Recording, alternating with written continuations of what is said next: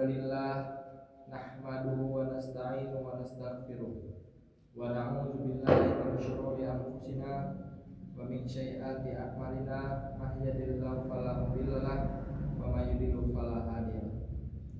Asyhadu an la ilaha illallah wa asyhadu anna Muhammadan abduhu wa rasuluh la nabiyya wa rasulullah ba'da. Allahumma shalli ala sayyidina Muhammad wa ala ali sayyidina Muhammad. Amma ba'd. Fa inni ausikum wa nafsi bittaqwallahil aliyyil qadir qailun fi mahkamatin bi wa aqimus sholata wa atuz zakata warka'u ma'ar rakiin. Ma'asyiral muslimin rahimakumullah. Pada kesempatan yang mulia ini, khatib berpesan kepada diri khatib pribadi maupun kepada jamaah sekalian, marilah kita bertakwa kepada Allah Subhanahu wa taala dengan intisalul awamir wa jitnabun nawahi, menjalankan segala perintah Allah sejauh bisa batasan maksimal kemampuan kita dan menjauhi segala larangan Allah tanpa terkecuali. Salat merupakan tiang agama. Penegak agama Islam, salat yang dilaksanakan dengan benar sesuai tuntunan mampu mencegah seseorang dari perbuatan keji dan mungkar. Rasulullah pernah memancing rasa antusias para sahabat untuk melaksanakan salat. Rasulullah bertanya, bagaimana bila seorang mandi 5 kali sehari di sungai? Para sahabat menjawab, tentunya tubuh orang itu amat bersih. Rasulullah menyatakan, begitu pula orang yang sholat 5 kali sehari, pastilah dirinya bersih dari dosa. Rasulullah sangat menganjurkan pelaksanaan sholat secara berjamaah, dan Rasulullah pun juga selalu mengerjakannya tanpa pernah sekalipun meninggalkannya, kecuali dalam keadaan sakit menjelang kewafatannya. Bahkan dalam keadaan payah pun, saat itu Rasulullah meminta dituntun ke masjid untuk berjamaah dengan menjadi makmum dari sahabat Abu Bakar As-Siddiq. Rasulullah bersabda dalam hadis riwayat sahabat Abdullah bin Umar, anna Rasulullah sallallahu alaihi wasallam qala, salatu jamaati afdalu min salati faza bisa ma'in wa isrina darajah, muttafaqun alaih. Yang artinya Rasulullah sallallahu alaihi wasallam bersabda, salatlah berjamaah lebih utama daripada salat sendirian tidak berjamaah, dengan keunggulan sebanyak 27 derajat. Hadis riwayat muttafaqun alaih. Rasulullah menyatakan bahwa salat jamaah lebih baik 27 derajat dibandingkan salat yang dilaksanakan sendirian. Salat sendirian memang sah, gugur sudah kewajibannya. Namun memandang perhatian Rasulullah atas pelaksanaan salat jamaah, para ulama menghukumi salat jamaah berhukum fardu kifayah, kewajiban komunal, harus ada orang yang menegakkan dalam satu komunitas. Ma'asyiral muslimin rahimakumullah.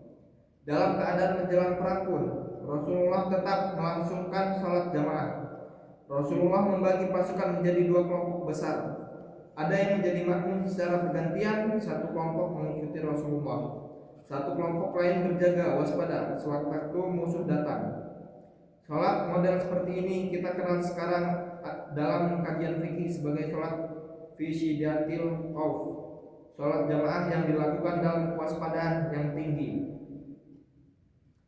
Dalil salat berjamaah disebut dalam Quran surat An-Nisa ayat 102 yang artinya, apabila engkau Nabi Muhammad berada di tengah-tengah mereka, sahabatmu, dan dalam keadaan takut diserang, lalu engkau hendak melaksanakan sholat bersama mereka, hendaklah segolongan dari mereka berdiri sholat bersamamu dengan menyendang senjatanya. Apabila mereka yang sholat bersamamu telah sujud menyempurnakan 1 rakaat, hendaklah mereka pindah dari belakangmu untuk berhadapi musuh. Lalu hendaklah datang golongan lain yang belum sholat agar mereka sholat bersamamu, dan hendaklah mereka bersiap siaga dengan menyandang senjatanya. Orang-orang yang kufur ingin agar kamu lengah terhadap senjata dan harta bedamu, lalu mereka menyemburmu secara tiba-tiba. Tidak ada dosa bagimu meletakkan senjata jika kamu mendapat suatu kesusahan. baik karena hujan maupun karena sakit, dan bersiap siaga kamu. Sesungguhnya Allah telah menyediakan azab yang menghinakan bagi orang-orang kafir. Ma'asyiral muslimin rahimakumullah. Pendisiplinan dari berjamaah adalah salah satu metode pembersihan hati, tazkiyatun nafs, dan jalan menghadap hidayah, sebagaimana diterangkan oleh Imam Al-Ghazali dalam kitab Bidyatul Hidayah. Salat jamaah mendidik umat untuk disiplin, satu komando, tidak mendahului imam, teratur, satu barisan, dan menghargai waktu. Dalam riwayat sahabat Utsman bin Affan dinyatakan, Sami'atul Rasulullah sallallahu alaihi wasallam yaqulu, man shalla isya fi jama'atin faka'annam qoma nisful lail, wa man shalla subuhi fi jama'ah faka'annam salailin kallah. Rawal Muslim. Pada hadis di atas Rasulullah menyatakan pahala jamaah isya bagaikan pahala sholat separuh malam tanpa henti. Sedangkan pahala subuh berjamaah adalah bagian sholat sepanjang malam. Malam dihitung mulai tenggelamnya matahari waktu maghrib hingga terbitnya fajar waktu subuh, mulai pukul 18.00 hingga pukul 4.00. Sekitar 10 jam dapat kita bayangkan betapa utamanya jamaah isya, hingga orang yang melaksanakannya bagaikan sholat 5 jam tanpa henti. Terlebih lagi jamaah subuh yang diibaratkan sholat 10 jam tanpa henti. Sholat isya dan subuh dinyatakan dalam hadis sebagai sholat yang dilakukan di waktu keadaan gelap dan dingin. Diriwayatkan dari sahabat Buraidah yang artinya Nabi bersabda, berikanlah kabar gembira pada orang yang banyak berjalan di malam gelap gulita menuju masjid, bahwa mereka akan mendapatkan cahaya yang sempurna di hari kiamat. Kala itu memang belum ditemukan penerangan listrik, ditambah cuaca gurun yang sangat dingin setelah tenggelamnya matahari. Rasulullah menyatakan, andai saja seorang tahu betapa besar pahala jamaah subuh, pastilah orang itu rela mendatanginya, walaupun merangkak atau ngesot, walaupun tidak ada yang menuntun. Ma'asyiral muslimin rahimakumullah. Rasulullah juga menyatakan ada dua sholat yang berat dilakukan oleh orang munafik. Orang yang mengaku iman namun menyimpan kebencian terhadap Islam dalam hatinya. Keislamnya hanya kedok belaka. Memang di zaman Rasulullah banyak orang cari aman dengan memeluk agama Islam. Mereka hakikatnya membenci Islam bagai musuh dalam selimut. Umpama musang berbulu ayam ibarat serigala berbulu domba. Mereka ini amat berat hadir saat jamaah isya dan subuh. Dua sholat ini dapat dijadikan indikator keteguhan keimanan seorang. Wa anhu qala Rasulullah sallallahu alaihi wasallam, laisa sholatul athqala al fanafi fi kina min sholati fajri wa walau ya'lamuna ma fi hima la'atauhum walau habwa. Muttafaqun alaih. Al-Kisah sahabat Abdullah bin Umi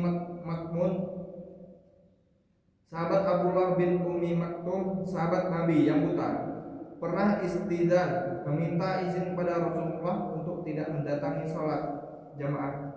Ia sholat di rumah saja. Ia beralasan tidak ada yang menuntunnya, terlebih kala itu banyak hewan berbahaya dan rintangan di jalan menuju masjid.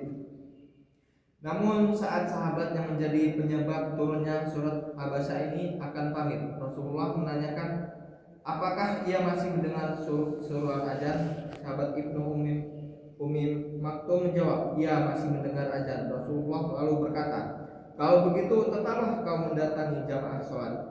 Ma'asyiral muslimin rahimakumullah.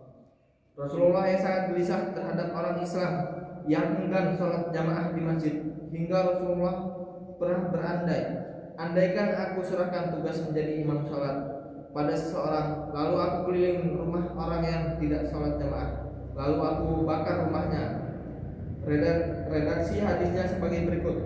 Wan Abi Hurairah radhiyallahu anhu anna Rasulullah sallallahu alaihi wasallam qala, wallazi nafsi biyadihi laqad hamamta an amra bahat bihi fayahtato summa amra bisolati fayauzana laha summa amra rajalan fayaumun nasa summa akhlifa illa rijalin fa ahrab alaihim buyutahum muttafaqun alaih.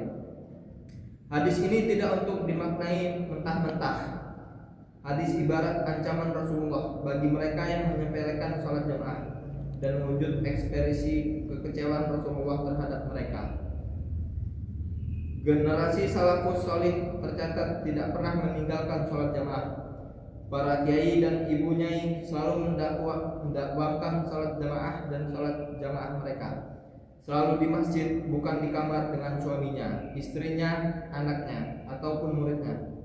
Sholat jamaah yang dimaksud Rasulullah bukanlah sholat di rumah, melainkan di masjid.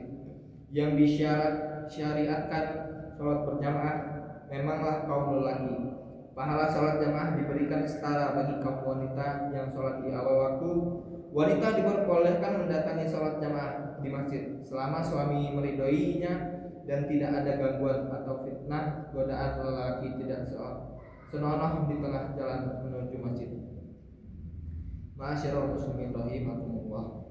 Godaan bagi mereka yang ajak sholat berjamaah adalah merasa lebih baik daripada mereka yang tidak sholat jamaah, memandang rendah mereka yang tidak jamaah. Hal ini bisa menggugurkan pahala jamaah.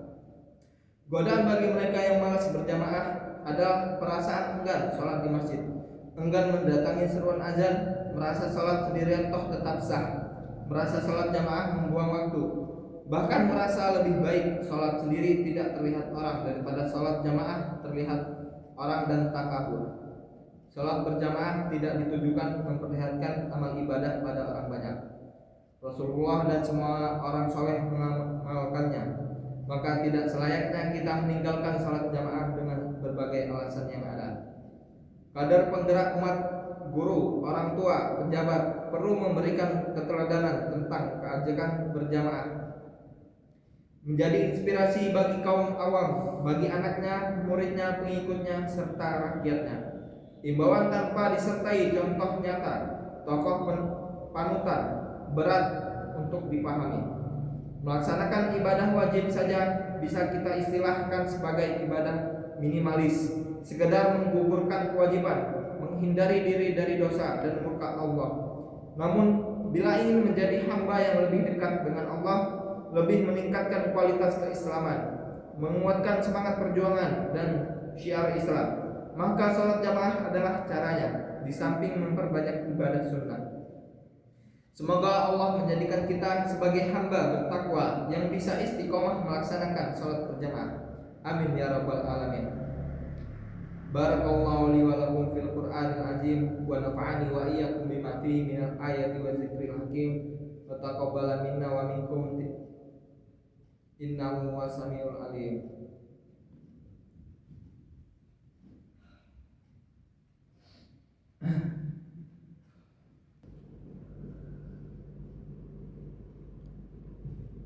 Alhamdulillahi wa kafa wa usallimu ala sayyidina Muhammad Mustafa wa ala alihi wa ashabihi ahli wafa.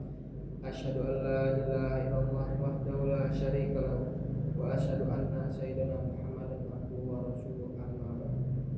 Fa ya ayyuhal muslimun ausikum wa nafsi bittaqwallahil aliyyil azim wa lamu anna Allah amrakum bi amri azim wa amru bis salati wassalamu ala nabi karim faqala innallaha wa malaikatahu yusholluna 'alan nabi ya ayyuhallazina amanu shollu 'alaihi wa sallimu taslima. Allahumma sholli ala sayyidina Muhammad wa ala ali sayyidina Muhammad kama shallaita ala sayyidina Ibrahim wa ala ali sayyidina Ibrahim wa barik ala sayyidina Muhammad wa ala ali sayyidina Muhammad kama barakta ala sayyidina Ibrahim wa ala ali sayyidina Ibrahim fil alamin innaka Hamidum Majid. Allahumma ighfir lil muslimina wal muslimat wal mu'minina wal mu'minat al ahya'i minhum wal amwat. Allahumma dafa'an bala wal wabah wal fahsya wal munkar wal baghi wasyufa wal al mukhtalifat wasadaida wal mi'ad ma ma zahara minha wa ma batana min buldani hadza khassa wa min buldani muslimin amma innaka ala kulli syai'in qadir.